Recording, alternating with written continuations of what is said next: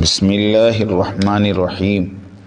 قسط نمبر 389، آداب اور اصول فتویٰ۔ مفتی محمد زید صاحب کے مسودے نمبر 3 کا رد۔ مصلح مخلص ہو، حاجت اور عقیدے میں فرق۔ امام ابو حنیفہ کا فتویٰ۔ دعاؤں کا اہتمام۔ دعوتی کام اور اس کا اسلوب۔ الحمدللہ الحمدللہ وحدہ والصلاة والسلام علی من لا نبی بعدہ۔ اور 12واں اصول اور ادب فتویٰ۔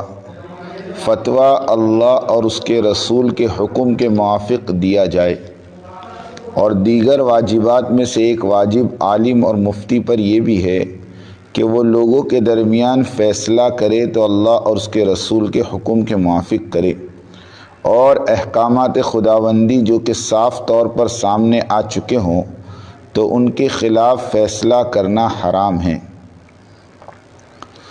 ترجمہ۔ اے داؤد، ہم نے تمہیں زمین پر خلیفہ بنا دیا، تم لوگوں کے درمیان حق کے ساتھ فیصلے کرو اور اپنے نفسانی خواہش کی پیروی نہ کرو، ورنہ وہ تمہیں اللہ کی راہ سے بھٹکا دے گی۔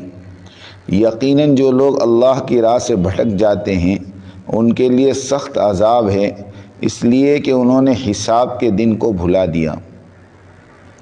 اور فتویٰ حکم کی اقسام میں سے ایک حکم ہے کہ ہم نے تورات نازل فرمائی ہے جس میں ہدایت و نور ہے۔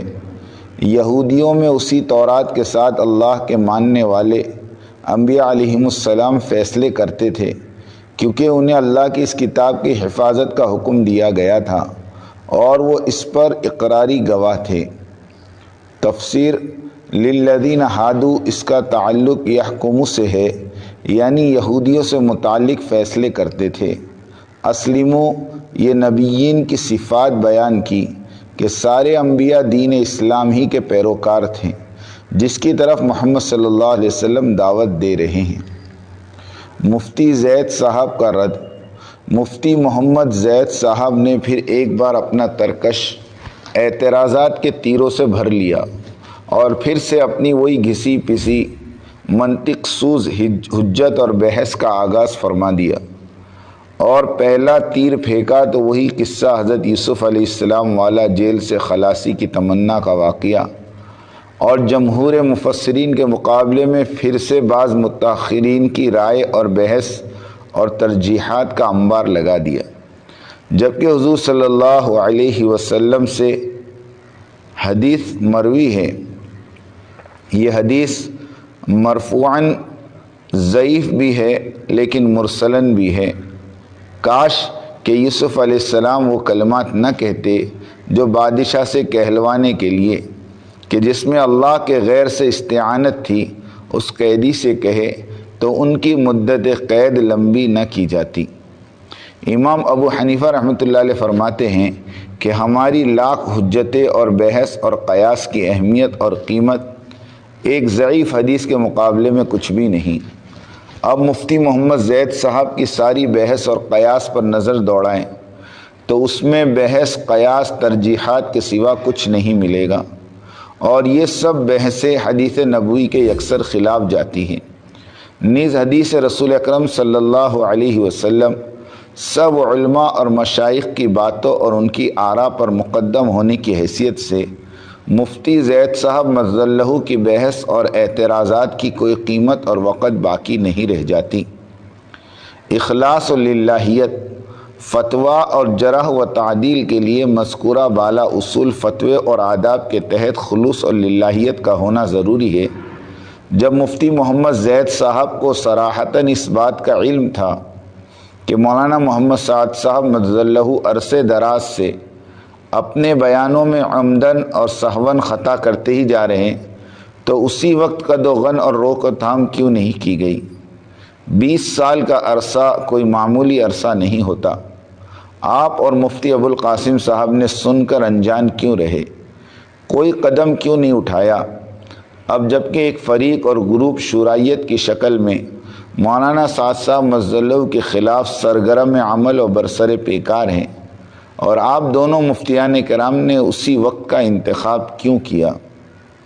20 سال سے سو رہے تھے یا سانپ سونگھ گیا تھا۔ اب اچانک بیانوں میں کیڑے نکالنا اور محاذ آرائی کرنے کا مقصد اس کے سوا اور کیا ہو سکتا ہے کہ آپ لوگ موقع کا فائدہ اٹھا کر مرکز نظام الدین اور اس کی مرکزیت اور اس کے موجودہ امیر و شورا کی عزت و وقار کو تار تار کرنا چاہتے ہیں تاکہ شرعیت کے لیے راہ ہموار ہو سکیں۔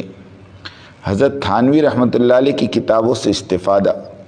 پہلے رائے میں مفتی محمد زید صاحب مظاہری کے مولانا سعد صاحب کو لکھے ہوئے مکتوب اور مسودے میں خاصی کامیابی حاصل نہیں ہوئی تو موصوف نے حضرت تھانوی نور اللہ مرقدہ کی کتاب کا مطالعہ شروع کیا تاکہ وہاں سے کوئی مواد حاصل ہو جائے۔ بقول ایک دوسرے مفتی صاحب کی کہ حضرت الیاس صاحب نور اللہ مرقدہ فرماتے تھے محنت میری ہو اور علم تھانوی کا، لیکن حضرت یوسف صاحب نور اللہ مرقدہ جب حضرت جی بنے تو انہیں حضرت تھانوی کے بجائے اپنی اور اپنے متبعین کی ساری توجہ حضرات صحابہ کی طرف پھیر دی۔ اب موجودہ حضرت جی مولانا سعد صاحب مجزلہ کی ترتیب دعوت بھی اپنے دادا جان کے نقش قدم پر گامزن ہیں۔ اب اگر مفتی محمد زید صاحب یا اور کوئی یہ چاہتا ہو کہ تبلیغ اور نہج تبلیغ کی کوئی علمی معاونت کرے تو اسے سیرت طیبہ کے ذریعے ہی معاونت کرنی ہوگی، اور اسی طرح سے اگر کوئی قد و غن یا اصلاح کرنی ہو تب بھی سیرت طیبہ کے ذریعے اصلاح کرنی ہوگی۔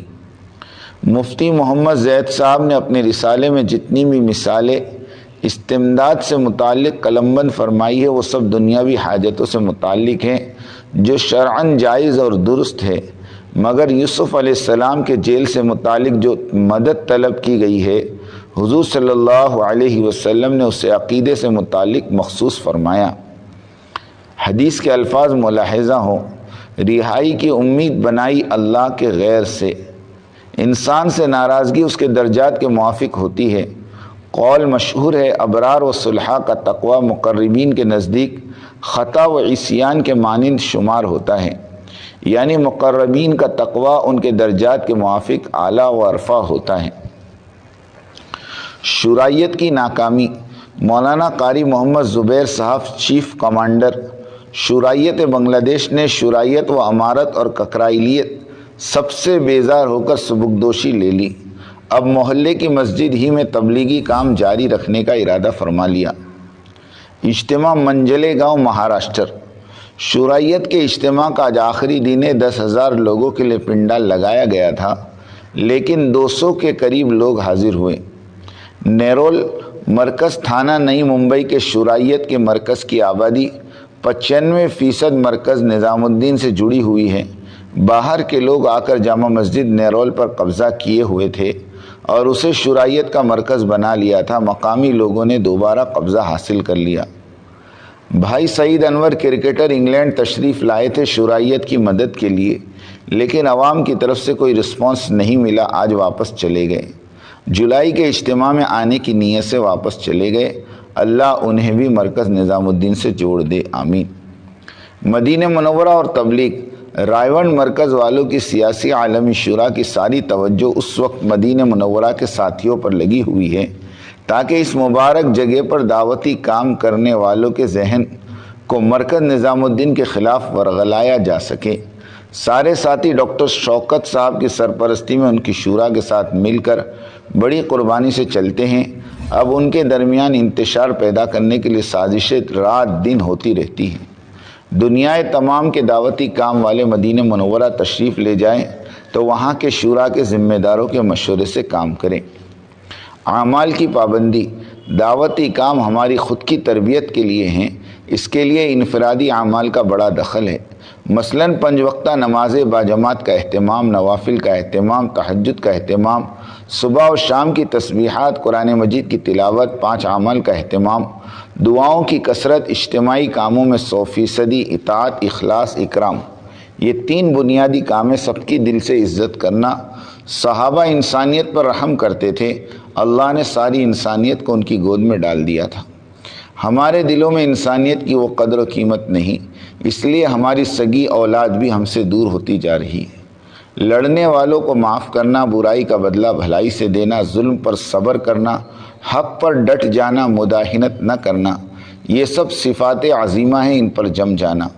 انتقام، نفرت، حسد، گالی گلوچ، چیخ و پکار اور غصہ شیطانی کام ہیں۔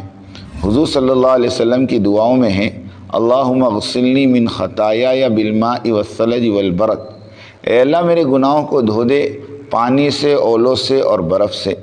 مزاج گرم ہوتی ہے تو اس غصے کی وجہ سے آدمی سارے گناہ کر ڈالتا ہے، اس لیے مزاج میں نرمی، ملنساری، تواضع، انکساری، عاجزی کو ارادتاً پیدا کرنا ہوگا۔ اس کے لیے وقت لگے گا، مگر ہمت نہ ہارنا، مانگتے رہنا۔ شرائعت ہر روز سکڑتے جا رہی ہے، اب اس کا پلان ہے کہ ہم لوگ مرنے مارنے پر آئیں اور ایسی کوئی غلطی کر جائیں کہ ملکوں کے قوانین اور تحریکوں کی طرح ہم پر بھی پابندی لگا دیں۔ اس لیے بچ بچ کر چلنا ہوگا، ہاتھ روکنا، زبان بیجا استعمال نہ ہو۔ کام وہی ترقی پاتے ہیں جن کے ساتھ اللہ کی مدد شامل حال ہو، اور اللہ کی مدد کا وعدہ دین کی محنت پر ہے، اور محنت وہ مقبول عند اللہ ہوگی جو محنت امیر کی اطاعت، قربانی اور اخلاص اور اکرام کے ساتھ ہو۔ حضرت جی مولانا الیاس صاحب رحمۃ اللہ علیہ کے ملفوظات میں ہے کہ ہمارا کام دعاؤں سے چلتا ہے، 10% محنت ہو، 90% دعاؤں کا اہتمام ہو، وہ بھی اس یقین کے ساتھ کہ سب کچھ اللہ ہی کریں گے۔ اللہ توفیق عطا فرمائیں، آمین۔ وآخر دعوانا ان الحمد للہ رب العالمین۔